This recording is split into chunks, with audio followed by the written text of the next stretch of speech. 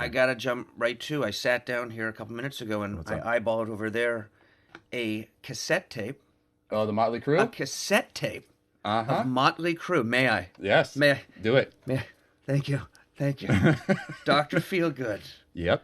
I want to go 89, I'm guessing. 1989. Just catching the end of the 80s, I believe. Do you know? I probably don't. Do you know? Kickstart My Heart. No. So that song is written in the writer of most of the tunes and the bass player, I believe, Nikki Sixx. Mm-hmm. They were all heroin addicts, I guess, at the point, or they all do a lot of heroin. Okay. And he apparently OD'd on heroin, got taken to the hospital, and I think to get him going again, they had to give him a shot of adrenaline or whatever it was. And the story is, he comes to, leaves the hospital, goes back home after almost dying, cooks up the biggest shot of, I guess, or however you do it, cooks up the biggest shot of heroin he ever does and hits it again.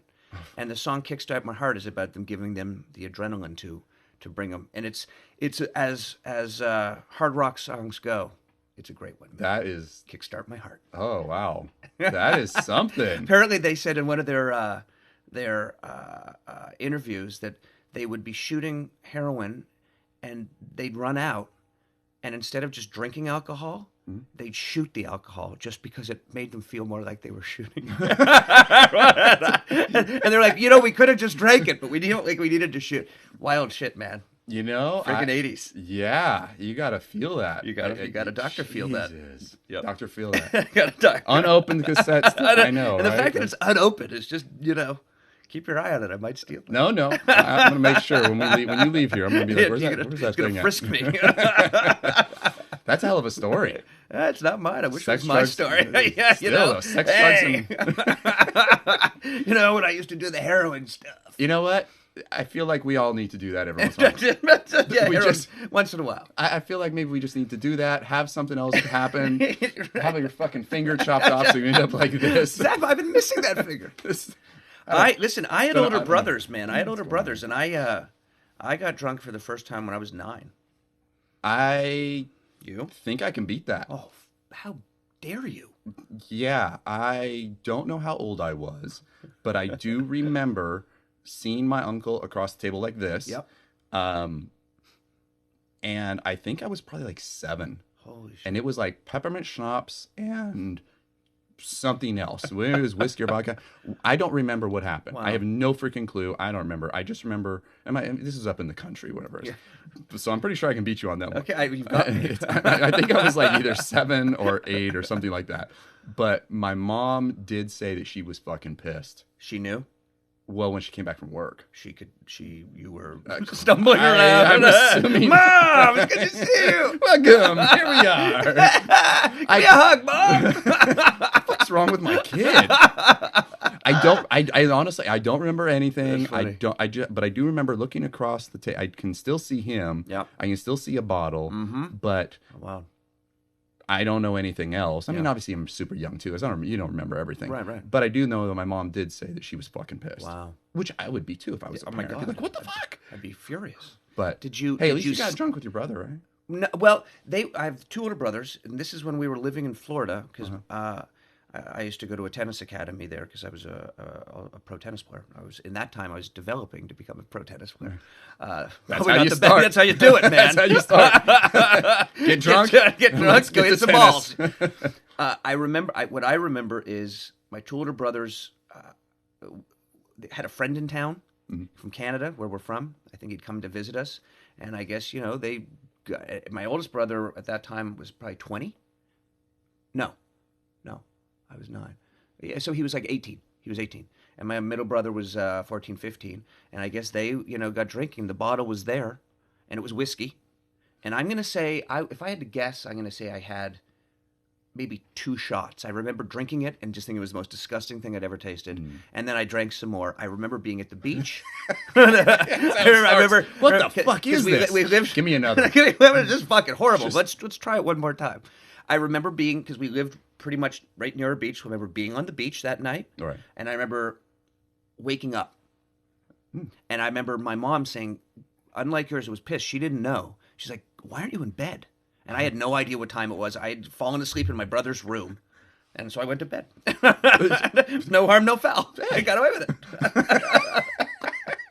Now, again, we're going to compare notes again here. Yeah. When did you smoke pot for the first time? Oh, I was older. Not older. Let's see. What was I? 15? Okay. 16? That's still pretty young. Yeah, but I guess. Yeah, I know. That's I still thought pretty you were going to be young. like, oh, I was 22. No. But I that was the first time I smoked pot. It was everyone thought I was high anyway. Honestly, everyone, it's the most bizarre fucking thing. My mom told me. All the time, people thought you were apparently high? Everyone thought I was high. And there was also a thing apparently in school. I went to a small school and there was at one point, I did not know this, but apparently at one point, mind you, this is like a school of like 150 kids. Okay. So it's like, you know who everybody is. But apparently there was one story going around, which my mom got confronted by the principal and apparently somebody else, that I was carrying around a duffel bag full of drugs. How old? I was like 15 or 16. Wow. I don't remember. This was Wow. either like 10th or 11th grade. And it was like, who? Me? I'm Wow. carrying around a duffel bag. I don't even have a fucking duffel bag. How do I have this drugs? But apparently it was just because I didn't socialize a lot. I was working full time anyway outside of school. You telling me that? Yeah, before. But the first time I actually smoked pot was I was working. I was working at this RV park, and just maintenance and all this other stuff. And one of the whoever it was that was there. It was like the day off. I don't know if it was Christmas or New Year. It was some holiday. Anyway, he goes, hey, come here. Let me give you a present. I'm like, okay, whatever. He just pulls out literally a giant sack of weed. Wow. Grabs a full handful and goes, here. And just take that. Literally gave me a giant handful of weed in my hands. And I didn't say anything. I was just like, thanks. Wow. Went home and, did what I saw other people do and like pop a hole in a can and you did that. did a whole can okay. thing and smoked and then I told him about this like a year later and he was like, oh fuck. He goes, oh fuck. What? He goes, oh fuck. I didn't mean to give you weed, dude. I thought you were already high all the time. He goes, I thought you smoked all the time anyway. Now I was like, that's unbelievable. And apparently that's what other people thought. Wow. So apparently that's just my nature. I'm just act like I'm high all the time. I'm like, what's up, dude? That's weird and funny. I didn't smoke a lot though. I only did it for like not even that, half a year, maybe something like that. Yeah. I just found that it was affecting me personally. It affected sports. It affected work. It affected everything. And I was just like, it's not me. Yeah. I need to feel like I'm going faster. Yeah, I hear that. I need the energy. Yeah. So when was yours? Do tell. So again, it's the older brothers thing, my family. Yeah. So we moved around a bit for my brother Eric's and my tennis because he and I were both trying to become tennis pros, and so we lived in Florida for a couple years because again, being from Toronto, very few at that time Canadian tennis pros were coming out of Canada. The weather's not really suited for it. They weren't really like Sweden, where the weather wasn't good for it. They were on it, man, because they had Borg had come out of there and some great players. So the government there had really put together programs for good young tennis players. In Canada, they were way behind the eight ball, and my dad, being smart, moved us to Florida to a very famous tennis academy there called Nick Bollettieri's. Yeah. So we went there for a few years, and then. When I was 12, we came out here for a year because there was a very famous tennis pro teaching here that we wanted to work with. And at the same time, my whole family, my dad was an opera singer, and my mom was a Broadway dancer.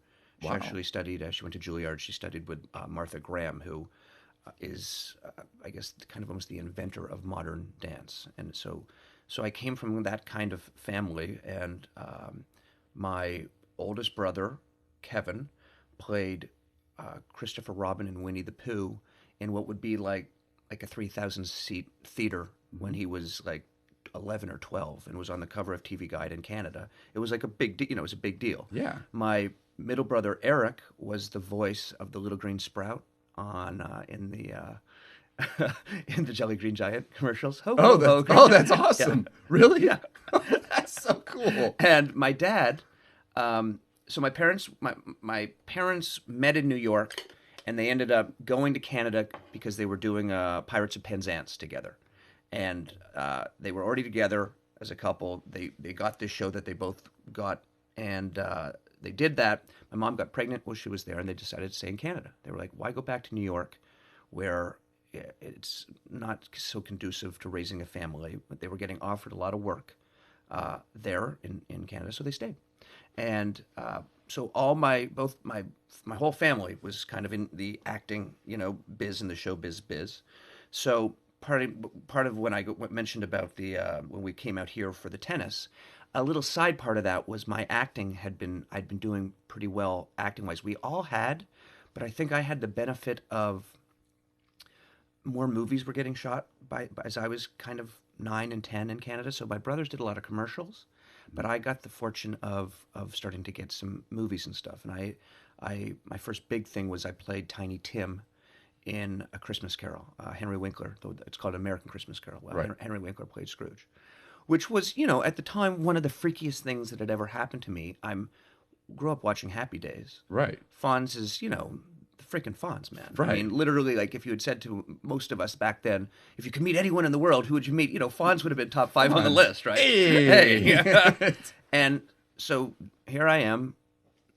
I get this part, and I literally remember the phone ringing at our house, and I picked it up, and I think he had said Jan, because I sounded like a girl. I was 9. I went, no, this is Christopher, and she went, oh, are your parents there? And I went, no, and he said, it's Ron from the Characters. I remember, and they said they're not here, and he said, okay, well, just you got the part of Tiny Tim. What? And I just remember just like freaking out. I was so excited, and I remember really clearly the first day going to set, and Henry Winkler, they did makeup for him because they show him young, and of course when they do the in the past and then present and then future, and in the future, of course, or the present, he's old already.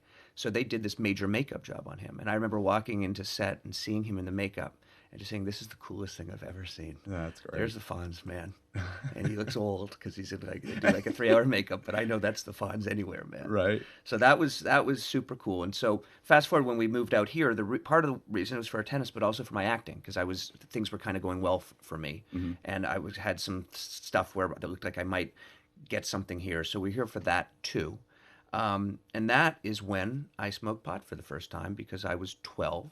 And again, my brother, 15, was smoking a little. My oldest brother, now 20, smoked pot a lot. And the big argument was that here's my 2 brothers. Kevin, my oldest brother, who I don't speak to, Eric and I, my middle brother, and I don't speak to him. I thought growing up that he's incredibly smart. I think he's the smartest person in the family, which doesn't say much, but really, he's a very smart, super smart guy. And I just thought that he was like incredibly selfish and weird, where, for instance, he was married and has 2 kids. He's divorced now. But on Thanksgiving, for instance, one time we were at him and his wife's house. We were there for Thanksgiving, and he is a jazz drummer, and he used to practice 9 hours a day, like for real. And so the whole day we're there, he's in his room practicing, which is par for the course. And his wife says to me, okay, dinner's ready. Go tell Kevin that, dinner's ready. She's been cooking for hours. And I go in, Kev, dinner's ready. He goes, don't, I'm practicing, man. I'll come eat later. And that was Kevin. So I kind of thought at the time he was just like a super selfish kind of. I think as I'm older, I've come to realize that there might be something else going on there that, psychologically, that's maybe a little more than what I thought. Anyway, so, but Kevin being Kevin at the time, they both had their own bags of pot. Eric, my middle brother, and Kevin was like, yeah, let him smoke. And Kevin had really kind of influenced Eric into smoking with him. I think he wanted a buddy with it all. So here's Eric at 14, 15, and Kevin would kind of push him a little to get high, and now Eric's into it. Eric being the best person I know on the planet, and my people think we're twins. We're not, but we're literally as close as we're like twins in that way. Right.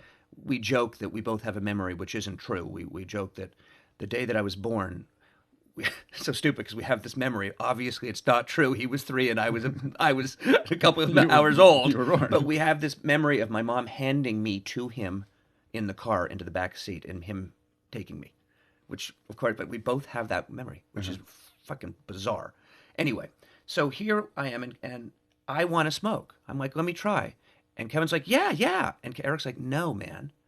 No, he's way too young. Don't let him. And of course, Kevin gives me pot and I smoke. So that was my first time. So I got shocked by a few years on that. And I always remember smoking out of a bong, 12 years old, and thinking, and I've heard that people don't always feel it the first time right away or whatever. And I'm like, I'm fine. I don't feel anything. Right. And I think Kevin says, take another hit. And I take another hit. I'm like, I'm fine. And 5 minutes goes by.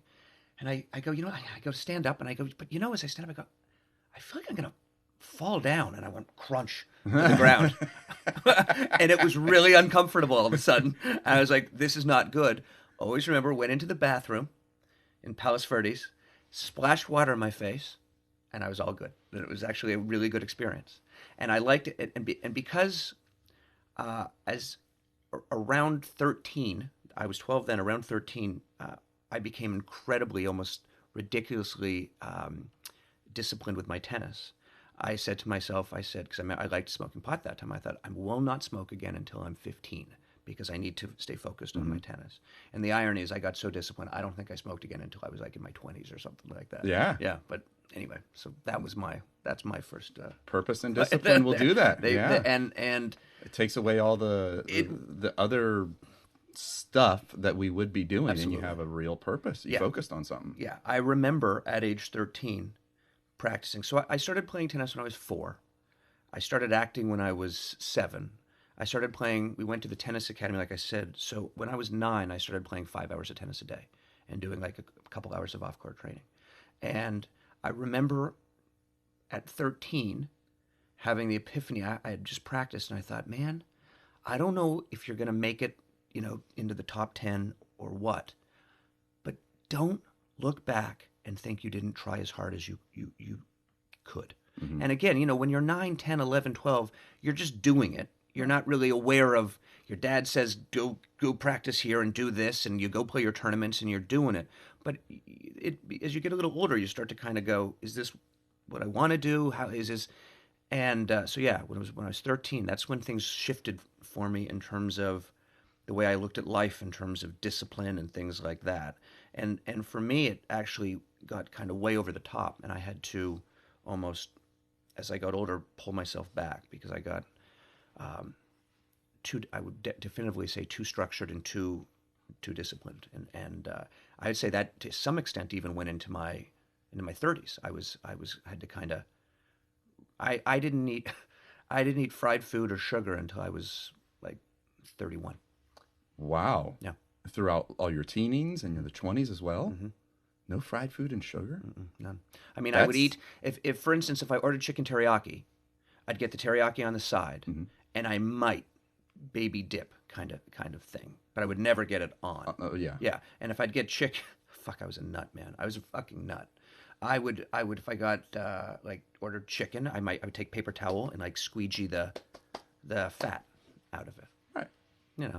Weird shit. Yeah, but you were focused on focused on your training. You're focused on competitive. Yeah. You were pro though at the time. Well, right? yeah, all through that. But I mean, the thing that was tough for me, and part of possibly what made me extra disciplined is when I was 14. So when I was 14, I got the TV series that I did for 6 years called Danger Bay, and so all of a sudden, 14? I was 14. Yeah, that's great. I did it 14 through 20. And I thought you were a little bit older when that happened. No, it was 14 through 20. Okay. Yeah. And one of the things that happened is here, I've been an actor all my life, but the acting is, sporadic. You get a part here, you get a part there. The tennis was who I was. I've been playing 5 hours a day since I was 9 years old. Yeah. And, you fast forward to 14 years old, and that's a lot of hours on a tennis court, and that's where your focus of your life is. And when I got Danger Bay, all of a sudden, 6 months out of the year, I was on a set, and I'm still trying to become a pro tennis player. So part of that extra disciplined me to go, So I was by the third season of Danger Bay. I was from Toronto. Danger Bay shot in Vancouver. My mom went with me the first 2 seasons because I was 14 and 15. And then in the third season, 16, I went back on my own. I said to my parents, I want to go on my own. And here I am. I'm 16 years old, living in a 3-bedroom apartment on the water in Vancouver, doing a TV series, making more money than I'll ever make again in my life, and making sure I'm in bed early because I know I need to get up for work. And I'm hoping if it's not too long of a shoot day, I'll go practice tennis after. So that's part of why I was like, I didn't want to let the tennis go. I look back now and think, what the fuck was I thinking? I was living on my own doing a TV series. I could have had the most like wild, crazy time. I could have let that in. Could have. And none of it. You were focused. I was focused. You were focused. You were disciplined. Honestly, I admire that a lot. I appreciate that. That's what I think most people should be doing, especially as teenagers, especially as 20-year-olds. They need to have some sort of focus just like that. It definitely. I'm not saying not to party. No. I'm with you. But and I don't think it's a tremendous amount of responsibility that you took on your own at such a young age. I appreciate saying that. I appreciate that. Yeah. I mean, I think for me, there could have been a slightly happier balance that took me a while. But yeah, I'm getting back to what you're saying. In reality, yeah, for most kids, I think that would be great for them to have a little more discipline. Right. Having said that. I've taught tennis once my tennis ended, I started teaching tennis out here in LA. And it's interesting because I've taught kids all along since I started teaching. I've taught a long time. But more and more of late, it's occurred to me that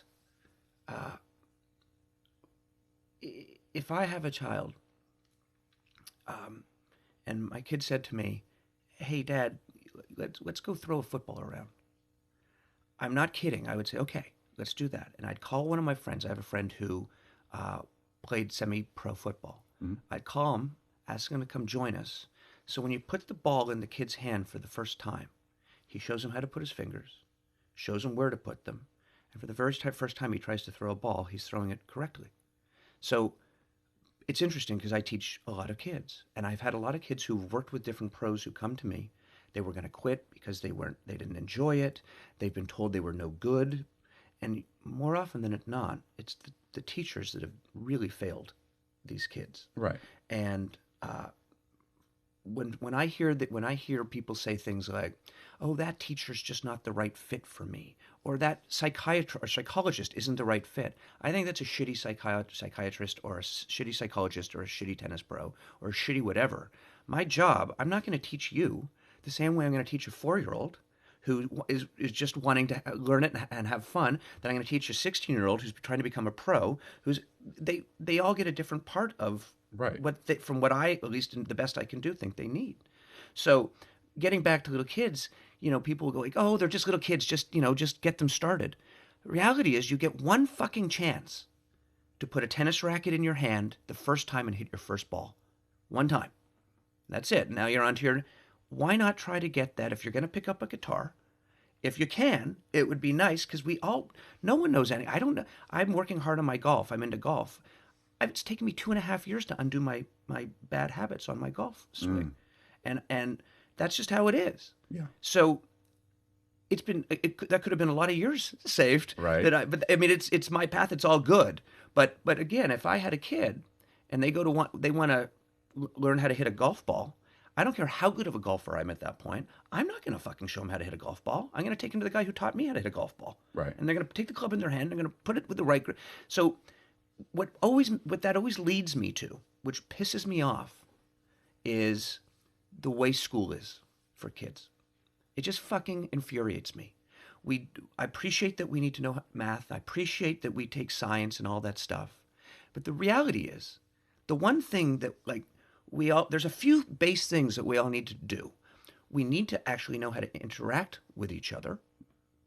They could actually maybe work on that. Our skills, our skills of interacting with other people. Mm-hmm. People go, well, isn't that the parents' job? I don't know. Should it be the parents' job to teach them math? They're not math, right?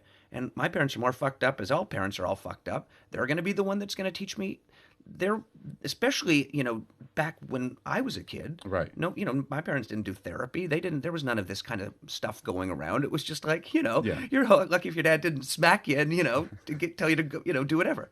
So anyway, it's just as a teacher, who teaches people that are new to things, or I have people that come and tell me they're terrible athletes. They've been told all their life that they're not a good athlete. I get them on a tennis court for the first time and I go, I don't know who the fuck told you that, but they're wrong. You're a good athlete. And they have a look in their eyes like something, and I'm not lying. I never lie to my students. I'll always be, the glass is half full. Right. Right? But I will never bullshit a student. That's part of what they appreciate. Because when I say it's wrong, it's wrong. When I say it's right, it'll be right. And it's all, so going back to like, I don't know, I guess what's going on in the world with Trump and the whole thing and kids and what, it's just, I don't like how the whole schooling thing to me could be such a different thing where you come out of it with life skills. Instead of just a straight education of what has been prescribed as an education. Which I think is all great. It's all great. Right. I think, I'm not saying not to do any of that part, but yeah, No, right, I mean, right. like, where are the life skills? Oh, I agree with you. I don't get it. I completely agree with you. I don't get it. And I say that, and I completely understand and agree because, okay, so I went to a small school, and public school. It's regimented. We're supposed to go through all those classes: the science, the the math, the history, the yada yada yada. Right. I graduated completely out of high school with I think a 3.14. That was my average. Okay. And the reason I graduated with that is because primarily throughout those years I was focused on.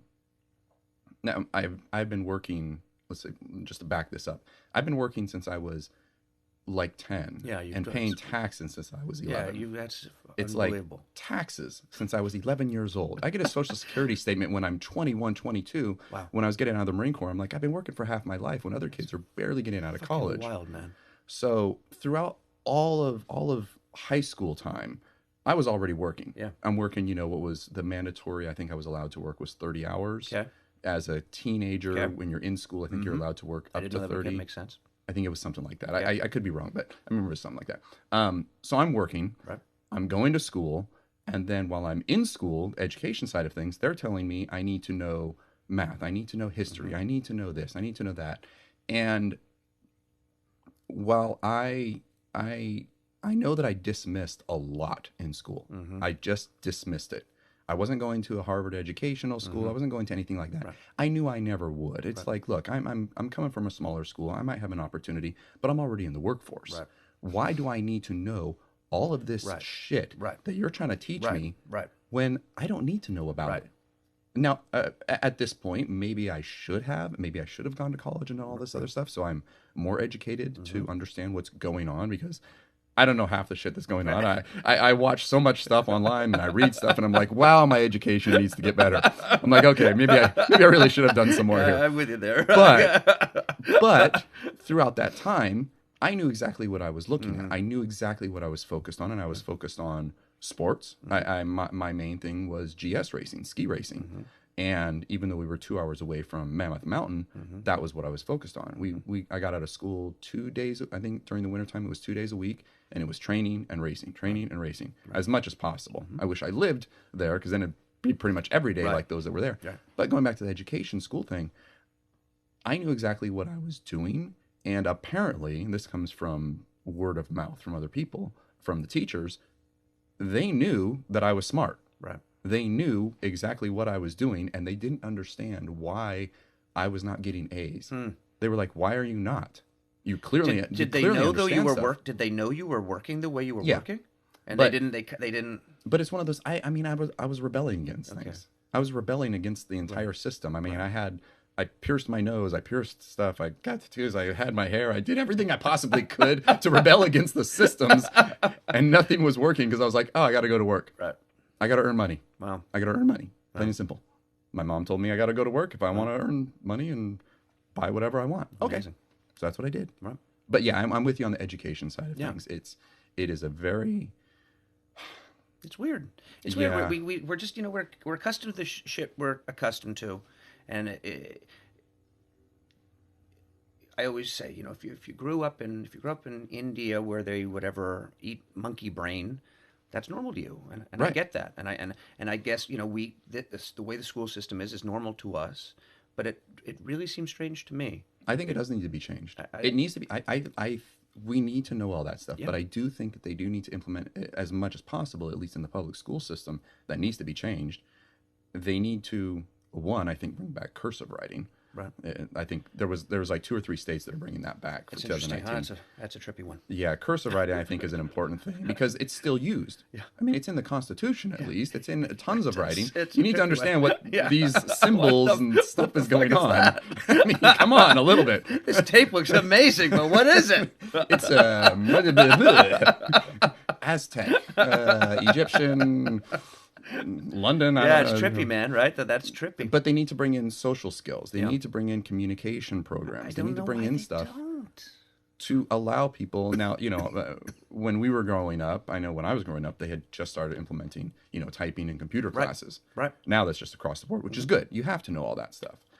But absolutely. It's. I do think they need to have classes based on social programs, communication, learning to speak, learning to do these things, finance. Right? Finance is one of the biggest things. Not just knowing math, but finance. Understand how to manage money. Yes. An elective class, half a semester. I don't freaking know anything. Fuck. Right? Yeah. That's one of the biggest things. It's a little Twilight Zone-y to me. Mm-hmm. For me. It just kind of continues. And I guess, there's Montessori schools and stuff like that I don't know much about them, but I've heard they're more of that, which makes great sense, Anyway. I don't know much about them either, but that's Anyway, we'll figure that out. Yeah, that'll be on our next lives. We'll be working on the school system thing. That sounds like us. Really such an digging in system. Deep on the school system thing. Take that, school. Got you now. But it's such an outdated. It's been going on for decades and decades and decades, and where we're at now. Yep. There's an entire change that's happened over 20, 30 years after the Industrial Revolution, after a lot of stuff happened during the Nixon era. I mean, we're in a very different time where the public school systems need to change. I agree. But so let's go back into your tennis here. Okay. Teaching. Do you teach a lot of kids? Teach a lot of kids. I teach a really wide variety. Mm-hmm. Being in LA, teach a lot of celebrities, which right. We're here in LA. Yeah. I taught Robert Downey Jr. I actually, the movie he did called Chaplin, which was in 91, I was hired to teach him privately tennis for that, and then to coordinate the tennis on set, which was a good fit for me because, of course, I was a tennis pro and I'm an actor all my life, so I understood the two. Yeah. So that was super cool. He was an amazing guy. Really dig him. He's a really, really good guy. I was praying. Because he got nominated for the Academy Award for that. I was praying he was going to win. I was praying he was going to thank me when he got. He actually said to me when we were on set. He said, the thing that I'm most nervous about the whole movie is the tennis stuff. I'm like, what? Oh, well. I said, what are you talking about? I said, you've got to do an English accent and a thing. He said, Chaplin is on record as saying tennis was his religion, and it was a huge part of his life. And he said, I just know that I need to kind of be in touch with that part of it. And Downey's, I've told people this story before. He's, as an actor, for me, I get a script and I look at it and I process it the way I process it. And while I was teaching him, I had a call back for a regular on General Hospital. And we finished a lesson and I said, Robert, would you work on this scene with me for a few minutes? He's like, totally. So we read the scene through. I'll never forget this. Fucking guy, man. Certain people he's such a fucking genius. He looks at me. He goes, you know who this guy is? I go, no. He comes really close to me and he touches my shoulder. He's the kind of guy that he gets too close to you when he talks. He puts his hand on you and makes you feel really uncomfortable. I went, okay. How did you get that out of that? And that's his genius. I would have never got I just would have never gone there. And looking back at it now, I think the character's AJ, and I think the character's been on General Hospital for like a million years. Mm-hmm. And I, as I got older as an actor, I went, yeah, I get it. That narcissistic kind of fucking guy that thinks he knows more than everyone. So that always sticks out to me with Downey. That's great. Other celebs that I taught Alec Baldwin for a while. Super nice guy. And what always is interesting to me with a lot of the actors that I've taught, I always kind of think that as a star of that kind of caliber, you'd be kind of a little shut off, maybe, like in terms of you'd keep your private stuff private, Mm-hmm. and that they're so not that. Alec Baldwin, by our second lesson, had told me everything about him and Kim Basinger's marriage and why it fell apart. And he's an outgoing guy. Yeah. They're not, which again is good learning for me, because as a tennis player with the discipline and the thing, and to kind of get rid of that shit and just like fucking be present, is hard a little bit for me at times as an actor. That's something that I'm always trying to get better at. And I teach Donald Faison, the guy, and I teach both of them, Zach and Donald from Scrubs. From Scrubs, yeah. God, I love that show. They're both fucking. Yeah. They're so different. Donald, I've told people this story too. I was doing a lesson with him one day. He's a fucking funny guy, and he's a talented motherfucker. He's singing he'll on the court. He's singing and dancing around, and he like fully sings, can dance. It's just like I hate Robert Downey's also a singer. I was over at his place once. He's playing me music that's like, right. He is. Like, fuck you guys. Like, fuck you. Right? I teach. Why you gotta be so talented, huh? I teach Dave Grohl, and I said, and his wife, and he hadn't played for like 3 months, and he walks on the court the other day for a lesson, and he's like beating it. We were playing with a couple of different. He's beating everyone. I'm like, I said to his wife, I said, I fucking hate him. I said, I fucking hate your husband. I said, like, what the fuck? Like, he just comes out. He hasn't played. He's super good. He's super athletic. Uh-huh. He's one of these guys. His strokes aren't great.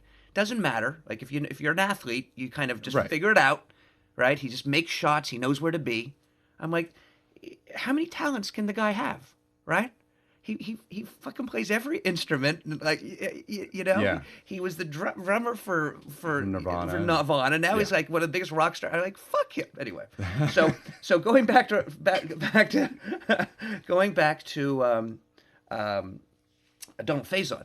He said one of the funniest things. It may not be funny here, but to me, it just killed me. So we're playing tennis one day. We're doing a lesson, and this huge black bumblebee-like thing, really big. It's like flying around his head, right? Whatever they're called. They're flying around his head.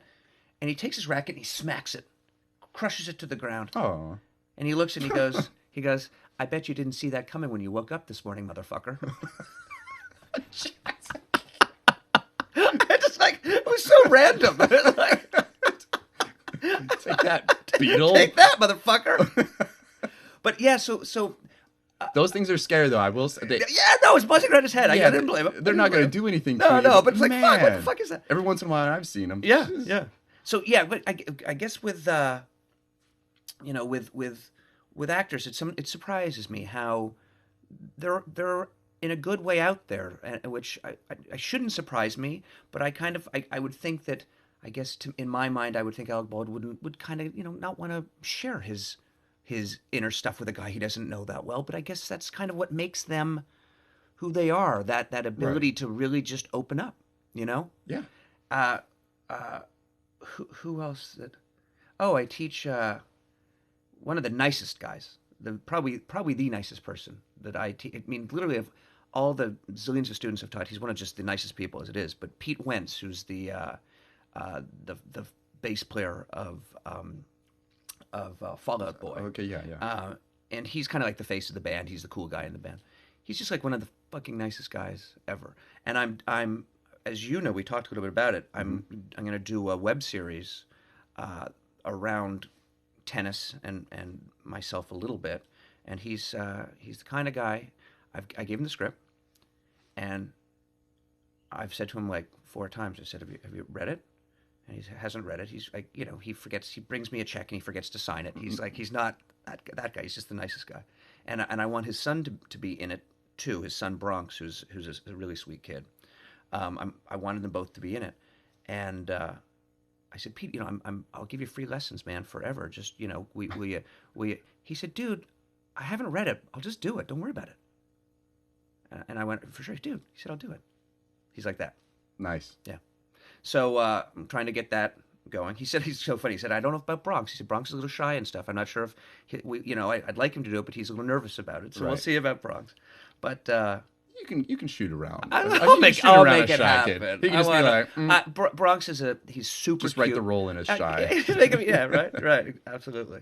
And I teach Bronx tennis too, and the young character has to play tennis, so he's kind of perfect for it. Nice. So yeah, we'll see. Working on it. We gotta have a little role in there for me. Dude, I'm gonna play the most character one I can possibly do. I'm working it all out, man. I'm gonna be a fat guy without a shirt if I can. I don't know. I can't be the fat guy without a shirt. You're not the fat guy without a shirt. Something else. We'll do something like that. Throw me in there. Yeah, you're in, man. We'll just do something here. See, what's the youngest you've ever taught? Tennis. 4. That's young. Yeah. Yeah. Yeah. The trick with the 4-year-old, that would be more of a situation where maybe I'm teaching a sibling that's a little bit older, and the 4-year-old's around. And they say that many of the great pros had a parent or a sibling that played and they watched. Right. And it made them hungry to get out there and play. Yeah. Sometimes they weren't allowed to play right away, which made them really want to play. So that whenever I'll have like a kid, if let's say I'm teaching a 7 or 8-year-old and his little brother or sister's there, I'll kind of check it out, and I'll sometimes say, do you want to try a few? Yeah. And they always do. And so at that age, it's just you wouldn't want to spend more than 10 minutes, 15 minutes with them, because you don't want them to be like, this is boring. You want them to kind of keep their interest and have them like it. Because again, going back to first experiences, I know this is a kid's first experience with this sport, and I would love him to come away going, that was fun. Right. Not, I hated that. So I'm very, like I said, I'm a good teacher. If I was as good as actor as I was tennis teacher, my acting career would be in much better shape than it's in. Of everything of my gifts that I would say, without trying to sound, it's what I'm kind of best at. Right. I'm just good at it. You know what you're really good at. I'm good at it, and part of it's just really being in touch with people. Mm-hmm. You have to kind of know when what's making it fun for them, what's not making it fun. Right. Do they want to learn that badly, or do they not? So let's stay away from that. You gotta kind of, and everyone's so unique, which is one of the fun parts of teaching is you kind of get to deal with all these interesting people all day. It's a little at times exhausting. Yes. But I'm really, really fortunate that because I've done it a long time, and I have a couple guys like assistants that work for me, I only really teach people that I want to teach. If I don't, it's not like when I started, I would have taught anyone. I needed the money. Right. Now I have the fortune of I can pawn them off on one of my assistants and teach someone that I want to teach, which is really, I don't take that for granted. That's right. It's nice because some people are a real pain in the ass. You get some weird LA people. One of the other things that I learned though early on is, and I wish I could realize this in personal relationships better, but setting boundaries right away is a huge thing with lessons. Yes. If I get, well, here, speaking of Robert Downey Jr., when I was doing the Chaplin thing, Kevin Kline ended up playing Douglas Fairbanks Jr., and so Robert and I had been working together for about 8-9 months, and we were getting near shooting, and Kevin Kline got cast, so it got worked out that he was going to come out to a couple of the lessons, so I could, work with both of them. And Kevin Kline came out, who's one of my very favorite actors of all time, and he came out, and I could tell right away, and I'm like 20-something, but I'm not an idiot. I realized he doesn't want to hear anything from me. I said one thing, and he talked over me, whatever it was, and I just thought, leave him alone. he's fine. He knows how to play. It's fine. Just leave him alone. So I'd work with Downey and thing. It was all totally fine. So he came to a couple lessons. I never said one word to him about anything other than just hi thing, but never tried to teach him anything. So the day that we're fucking actors, so insecure. The day we're shooting at literally the most beautiful tennis court I've ever seen. We're in a house in Bel Air.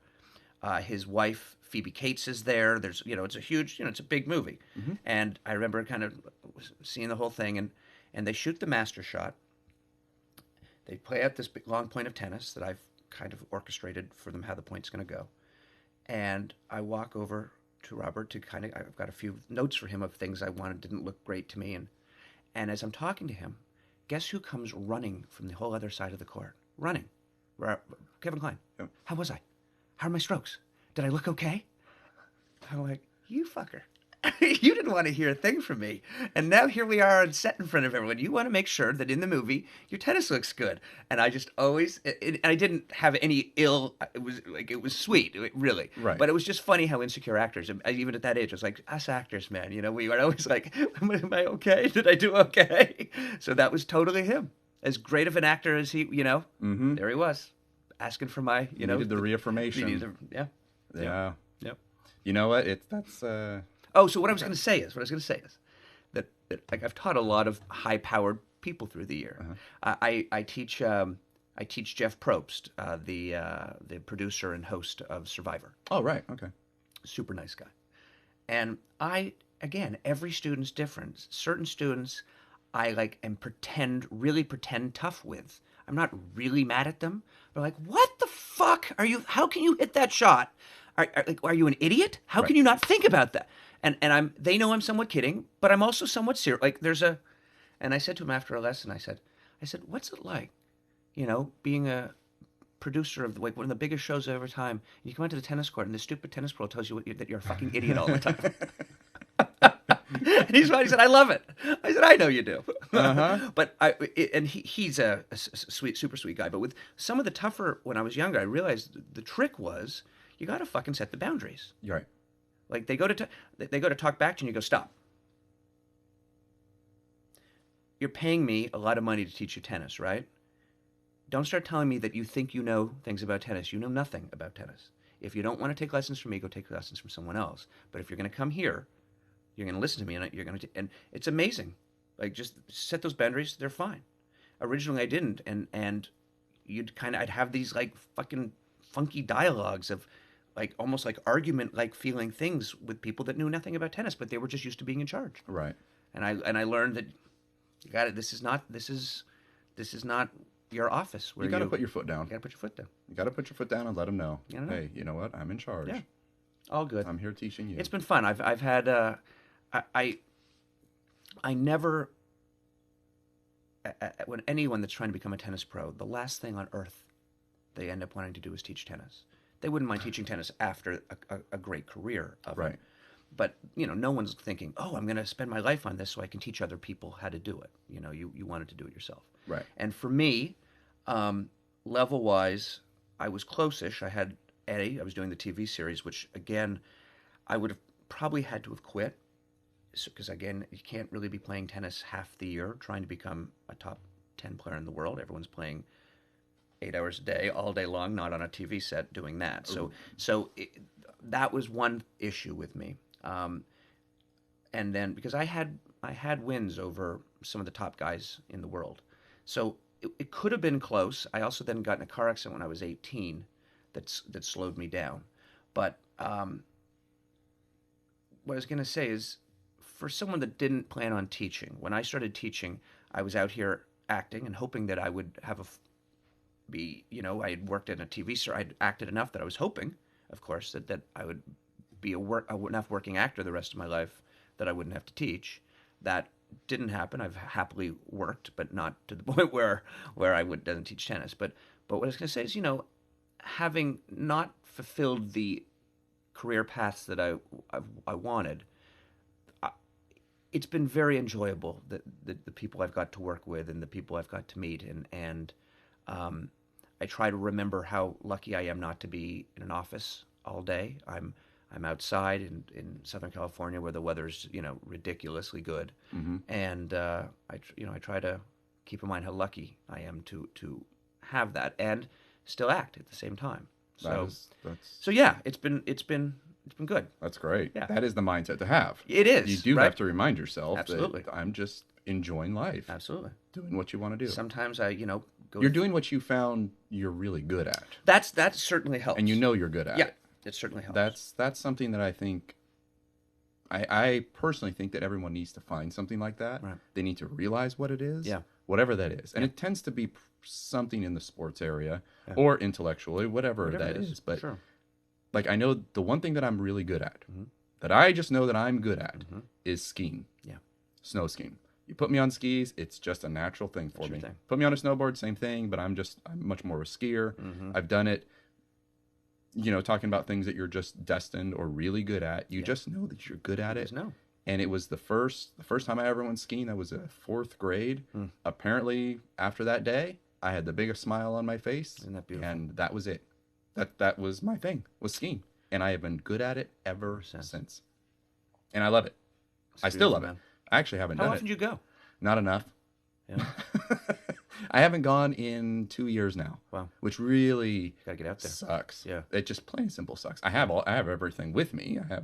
I actually waxed my skis last year and had them all set, and I just never went. But I mean, that's how you see what I mean? That's what I'm saying. You're a true person when you're still waxing everything, you're still making everything perfect, and you're like, yeah, I didn't go this season. Fuck. Totally waxed everything. Dude, you gotta go, man. I know. One of the guys I know, he just came back from Mammoth, and I'm like, oh, fuck, dude. I don't even know if there's much snow up there right now. I don't know. There's got to be. I'm not a skier. We're getting these. We're getting these. Yeah, I'm gonna have to go check out the I powder. can say how the tennis courts look right now. Check out the powder reports and check that out. Powder reports. Yeah, powder's the thing. It always seemed like certain things seem like, man, so exhilarating out in the cold and the ski and the thing, and then like after, because I grew up in Canada, so I know certainly that feeling of being cold and then getting warm and it's great. So I can imagine really must be pretty awesome. It's so hard to describe because it's really hard to describe. But I will say, when you find a line on a mountain that is just, you feel like it's yours. You feel like it's yours. And if there is like 3 or 4 feet of powder, it's yours. It's like the greatest exhilarating feeling, because you really do. You feel like you're floating. Yeah. You're just cruising. And skiing wise, not so much snowboarding, because snowboarding, you're riding on top of it. I'm like, it doesn't do the same thing in powder with me. Got it. And the other thing, which I've only had happen twice in my life, is actually snorkel skiing. What is that? Where you have to actually have a snorkel. You're that deep. Like, you fucking kidding me? Nope. Where you actually have to have a snorkel, just like you would, if you're snorkeling in water. I've never even knew that to exist. Yeah. You need to have a snorkel with you because the powder is so thick. And if you're skiing in it and you're going in it because you're basically down in it, and you're coming back up, you start to suffocate. And I got in some really deep powder one time, and I was like, holy shit, that was way too deep. Wow. I went and got the snorkel, came back. Greatest fucking thing ever. Wow. Because you can still breathe, and it's everything, and it's just splashing right up on your face, and you're going through it, and it's just, I don't know, man. It's like one of those things that nobody else can feel that. Nobody else can feel that unless you do it. Yeah, and I hate. And that's got to be the same thing with you find something just in sport. Yeah, and I feel. I don't say I feel bad. I wish for everybody, like, to know what it really feels like to hit a tennis ball, like to hit it pure, and it's with the golf. It's taken me. I've been working on it pretty diligently here because of my crazy personality that I want to. I'm, for the first time in a few years, starting to hit shots that you go, oh, I knew golf was supposed to kind of feel something like that, where it just shoots off your club and it just. That feeling, it's all sports. That the purity of throwing a ball it's this magical. And the skiing seems to me on a level of, it must just be like freakish-ish. It's like heavenly. I mean, literally, you're like in Heavenly Tahoe, right? Is that what it's called? There's Heavenly Tahoe. I mean, it just seems magical. Surfing's super cool, but the ride's not that. Like, 'cause I can surf a little bit. But the ride's not that long. It would be like, to me, skiing Oh, I know would be that. like if you could like ride a wave for a while. How like what's the average it takes to get down if you're on a big mountain? How long is the ride down? Skiing? Yeah. Oh, well, it totally depends. I mean, let's take Mammoth. Okay. If you're just enjoying the ride, Yeah. if you're just enjoying the skiing, 5-6 minutes. See, that's a nice ride. It is really nice. If you're cruising slower, you want to just go other places, you can, let the whole thing go for, 10, 12 minutes. That's a nice ride. And then if you're racing it, I've got, I'm probably totally wrong on my times, but it's, less than 4 minutes. Right. Which is a big mountain. Right. And you are hauling some fucking ass. That's got to be pretty exhilarating. Yeah, it's dangerous as well. Yeah, but that's, I guess, part of the... Pretty amazing. That's part of it too. Yeah. The smart thing is don't do it when there's a ton of people around Right. because otherwise you're fucking have that. It's like driving on the freeway. Yeah.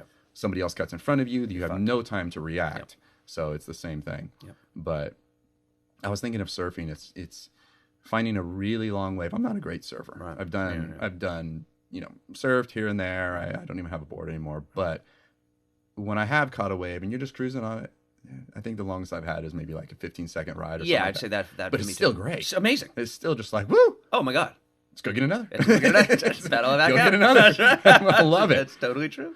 But I think people need to find some sort of something that just gives them that adrenaline, that exhilarating feeling. Because not everybody gets that. No, I know. That's missing in society. It's missing from the average person. I hope I would only wish it upon that people have something. Yeah. Violet, my girlfriend, she's so good at so many things, but she's really right now she's a vegan and she bakes and cooks vegan, these freaky recipes of things, and then she photographs them because she's also really good at photography, and then she'll post them, and she just loves it.